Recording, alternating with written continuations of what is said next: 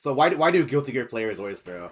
So here's XX, right? This is the game that probably really fostered like the idea of like wake up throw, right? Guilty Gear players also hate this mechanic. I guess they love it and hate it.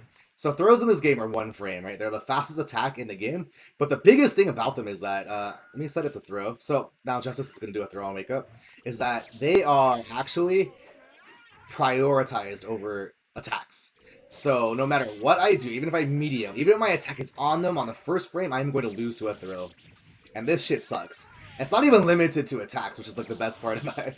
So if I dash up and do a web and then do that, he can still throw me. Even though that web is supposed to actually activate on the first frame, it will not. The throw will always take priority, and it's a brutal thing, right? It doesn't work on Dragon Ball or invincible moves, right? So don't think it's like it'll beat everything, but it's very very strong. And so that's cool, right? And then so let's talk about like the standard answer for like beating a throw, right? Which is like you just kind of like jump it, right? You just jump over the throw. It's not impossible to do, right? You just jump over the throw, ooh, bit, and then hit them on the way down, right? Easy. However, in this game also has OSing on throw, which is like where you press two buttons and throw. Where you press throw on another button, right? And in most cases, it's usually your slash button, right?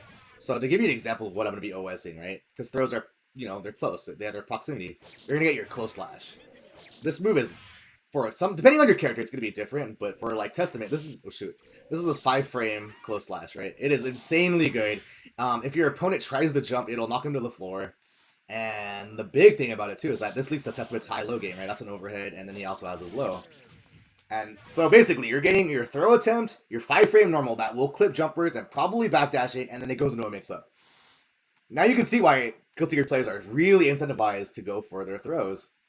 So I guess I should explain too, like, so why don't I wanted to say, why don't you see throws like wake up throw all the time? You do see it all the time. It's like unavoidable. It's part of the Guilty Gear like experience, I would say. But one thing that is probably not really mentioned in this game is that wake up throw is actually a 1-frame timing window. It might be one or two, it might be 2 frames, but either way, the window to do a wake up throw is incredibly tight, right? Which is why you'll see a lot of people just go for a meaty low, right? Your opponent has 1 frame to really land that 1 or 2 frames to land that throw, and that's why you'll see like BD2Ks just really hits people all the time in this game. So yeah, I should explain why throws are so strong, right? They're 1 frame, beat strikes, they beat meaties, and yeah, you can also OS it for an anti-air and whatever momentum change you want to get from your character out of it. It's really strong. So yeah, that's why Guilty Gear players go for wake up throw.